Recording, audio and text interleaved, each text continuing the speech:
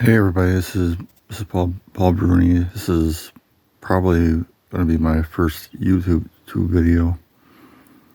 I was thinking, what am I going to make for my first video? I've done fantasy football since the 90s, but I love sports. Sure, that goes right to my heart. But the thing that has affected me, and especially my life, to my very core, is my health. I've dealt with migraines since I was 13. I've dealt with that on an almost nearly daily basis, and as I've gotten older, they have gotten worse. It is not uncommon for me to live in a room this dark or darker. Usually it's pitch black. I don't have anything on. The TV's not even on. I also deal with vertigo, but I'm 52 now.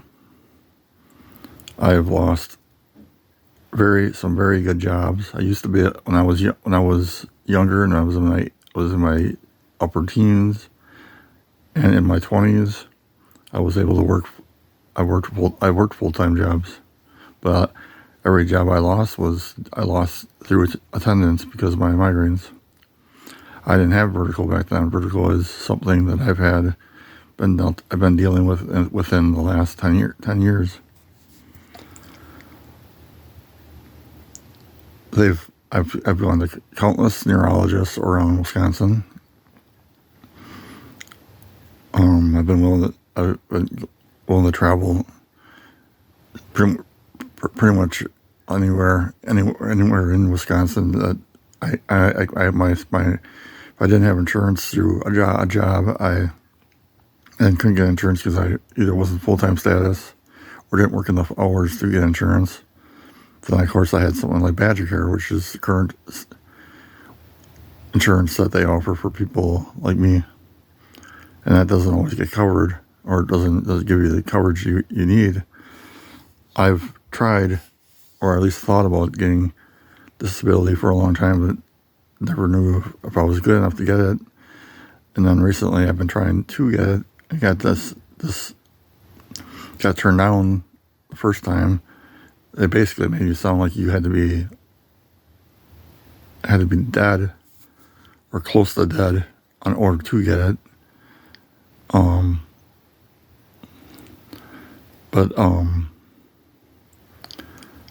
My dad and my brother know firsthand because they happen to live here. I live with my dad, and then my brother eventually moved in because he just couldn't. As much as he works like 60 hours a week, and even with working 60 hours a week, well, everybody knows nowadays how our economy is. But I want to work. There's a lot of things I want to do. I want to work. I love photography. I'm good at it. But even with my medical issues, I find it hard to do things like this as simple as laundry around the house. I can't do things I enjoy. It's hard to see friends. It's hard to see family. Just going to outside to get the mail, because I'm so light sensitive, I'm so sound sensitive. Anybody who's had headaches, doesn't matter if it's migraines like me, or I do get sinus. And when I get both at the same time, that's horrible. Weather plays with all health problems. I've had surgery on both my knees. I'm a prostate cancer survivor. I found out about my prostate cancer at the same time that my mom was going on hospice for breast cancer and lymphoma, and she didn't know about it before she passed. which just made it harder for her to go.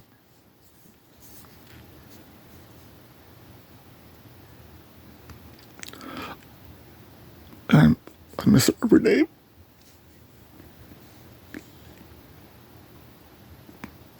And if she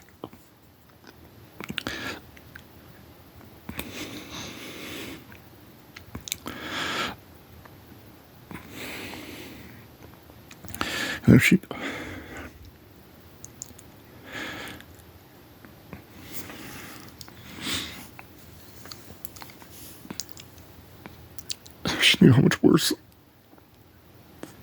things have gotten for me,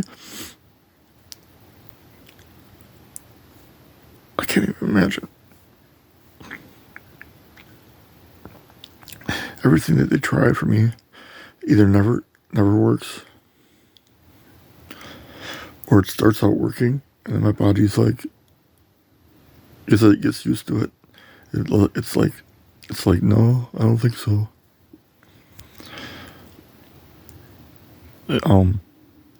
They've been trying different injections for me. Some just don't work at all. And I think it's called Enjovi or whatever. I don't remember a lot of the names of my meds anymore because my memory has gotten so bad for everything I don't know if it's just the meds or it's because I've dealt with migraines for so long. But I've got so many other issues too besides, like I said, migraines, but vertigo. And then on February 21st of this year, in 2024, I suffered my first seizure. I stopped breathing for 14 hours. And they required a breathing tube. That luckily my dad and my brother went with, otherwise I would not be here.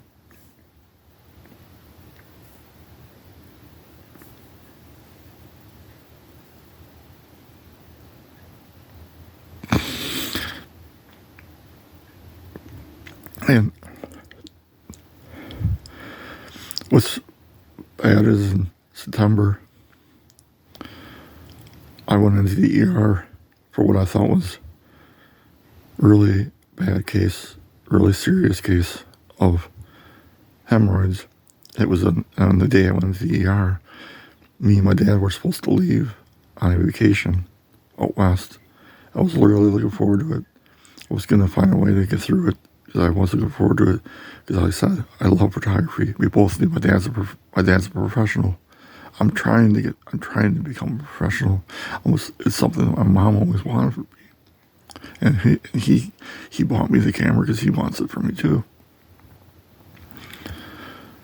Unfortunately, we had to cancel it the day before I went into the ER because of how bad shape I was in because of that. Good thing I did cancel it because when I went into the ER, I found out it wasn't what I thought it was. It was much worse. I found out that it was a very, very bad infection. The kind of infection that I was told that if I went in, it would eventually kill me. I don't remember exactly what they told me it was. Like I said, my memory is terrible. I don't remember things. Heck, there's things I don't remember that I did days before today. And what makes that worse is when I had my seizure, everything I've dealt with up to the point of my seizure, like my migraines, my vertigo, my memory. I've had vision issues because of my migraines, like blurred vision, fuzzy thoughts, foggy thoughts. All that has gotten worse because my dad told me that when I was having my seizure, I mentioned one word to him of a movie title, and he pretty much said, yeah, that pretty much describes how you looked, how horrifying it looked.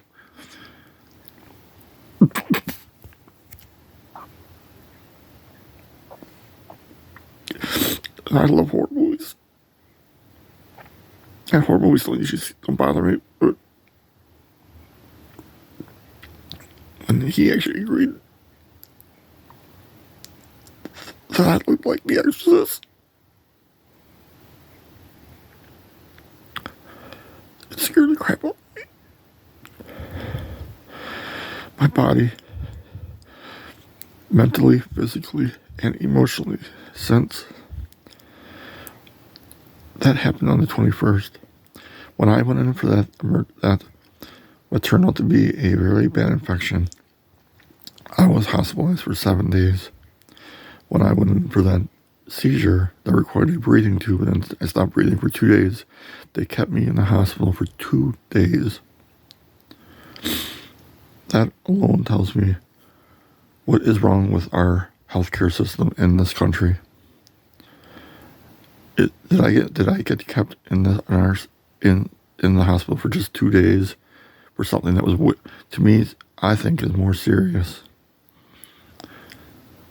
When you stop breathing for that long, requires a breathing tube. I would be gone right now if it wasn't for my brother and my dad. I mean, I've dealt with migraines and everything else for so long that there's so many things I loved doing, like doing role playing with my friends. And there's so much other things I love to do, whether it was with friends or family, that I'm not even sure if I can do anymore, because there's so much about me that is just not the same. My memory is horrible. It's nothing to do with age. It's got everything to do with my mental and everything state because of my health. You'll always have doubters out there, people that claim to be by your side that just don't believe what you're really going through. Look, there's always those people that claim that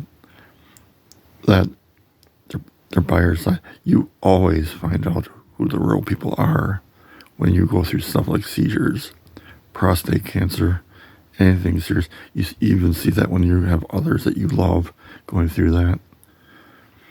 You always find out who the real people are in your life. There's always those people that point fingers at you and make you feel like the guilty one. When I got out of the hospital after my seizure, I didn't know how messed up I was.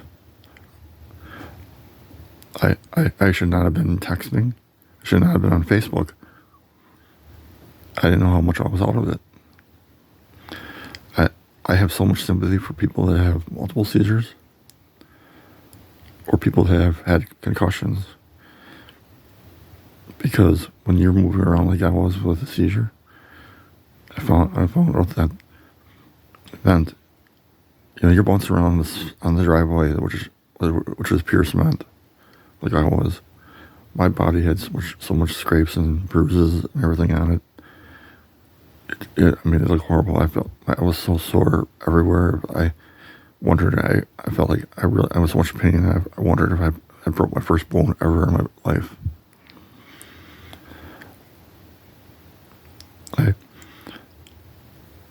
I thought my pain everywhere all throughout my body was the worst part of everything, besides what I could see with my eyes, and knew with my mind how foggy I was. I didn't think that was the worst. I didn't think it was going to be any worse than that. But then I realized, because I had conversations through Messenger on Facebook or a text that somebody sent me, because I had put a post up, talking about how while I was in the hospital for my seizure, how you find out which people really care about you and which people don't. Because I've always been there for people, whether they lost somebody or they were dealing with something. And I put a post up talking about a friend who had a heart attack and how I was there for him. And how a friend lost his dad, and I've always loved his dad, and I still miss his dad to this very day. And it was taken out of context. Luckily, one of those friends is still with me to this day. We've always worked it out, no matter how bad it's gotten. But the other one, him and his wife, we're no longer friends. Don't know if we ever will be. I told him everything I was going through with my mind, my physically, emotionally. I mean, there hasn't been a day since my seizure that I haven't cried. And I cry at things that I don't understand.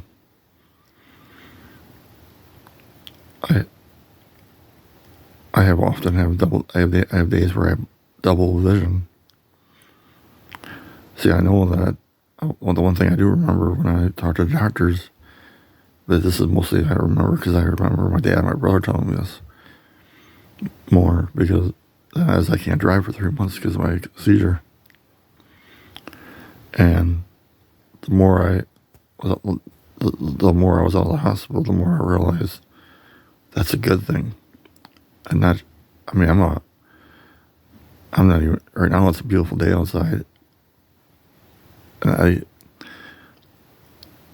if I was actually feeling healthy, I'd love to get myself in better shape, but I don't even know if I'd feel safe enough to go for a walk because of everything I'm going through my head, just for my seizure alone, besides what I got with my migraines and my vertigo and my migraines have gotten those. It's not scary worse, not like scary worse, but it seems like I'm dealing with those on a daily basis, despite meds. But my disability appeal that I did after the first denial, I just had filled paperwork up recently, and my dad had to do some too. So they're extremely close to it again. And if they deny it after me having a seizure, on top of everything else I'm dealing with, yeah, I do have a lawyer in place for the third time if it does get denied. But this says how much is wrong with our system, healthcare wise, disability wise, and everything, from the top, talking about our president to politicians, all the way down. They need to do something about this, because there are people out there that need help, like me and a lot of others that should get it. And then there's people out there that, you guys know who you are, that are abusing the system, that hurt for people like me and others that shouldn't get it. It's a bunch of BS, and there's a lot of things that need to get done from the top down to make things better for everybody. Doesn't matter if you're poverty or rich. It needs to be a level playing field for everybody. So this is Paul Bruni, and I hope things get better for everybody. I mean, I sure hope things get better for me, because I can't. If it gets worse, that means I'm probably dead. So that means I probably had another seizure or something. I mean, the one thing I didn't talk about is it's not uncommon for me to be depressed on a daily basis. Not uncommon for me to have suicidal thoughts on a daily basis. I've had both of those since I was a young teenager. I've always been very open and honest about them, whether it's with people in person, now with you guys, on Facebook, any kind of social media platform. I've always said I know how I would do it if I was to do it, but I've also said I would never do it, because I think about my loved ones, like my dad and my brother. I think about the horrifying thoughts that would be to find my body, and what that would do to them. That's why I would never do it. So I understand why others do it, but me personally, I just can't. I could never do it. Never do it. Now, if I do make more YouTube videos, like I'm hoping to do, I don't know if they're all going to be strictly on my health, but I thought my first one should be, because that's the thing. It's personal. It means the most. It means the most because how much it affects everything in my life. I mean, I can't do anything I want to do in my life. I mean, I'm not dependable like I used to be because of my health. I mean, there's so much that affects it. Just, I was always the dependable one, whether it was with my mom and dad, any family, any friend. I try to be there for everybody, but it's impossible now because of my health. Vertigo makes it really hard. My migraines make it even harder. It absolutely makes me sick of all the good jobs I've had that I've lost. I've had some really good jobs where I could have had not only a good living, but I could have had a decent retirement. But I mean, I just can't even imagine how different my life would have been if my health was what it was better than it's been, and I would have been able to work like my brother has, and my mom and dad did, and so many other people I love and respect. But unfortunately, I was dealt an awful hand. And there's people out there that will always think that will probably always think that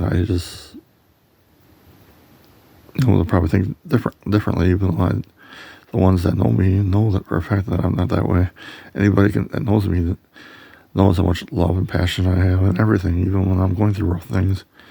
I'm always honest, always open-hearted. I say what's on my mind. I've been that way since my cancer.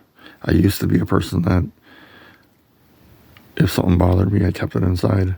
Once my cancer happened, and I even saw things with my mom before she passed, and how she'd keep things inside. Her brother, there's so many things that happened with her brother, and how he treated his parents, and how he just treated others, including his own kids, that either she just would swallow, or her parents would swallow, or even his own kids would just swallow. They just laugh it off like it was nothing. And I see that stuff, and I can't help it, because I know how much stress affects everything. Can't help but wonder how much that had to do with her getting her cancer back. And it just, there's so much negative out there. Why people gotta be so, like, being yourself is what makes life happy, more enjoyable, and not taking life for granted.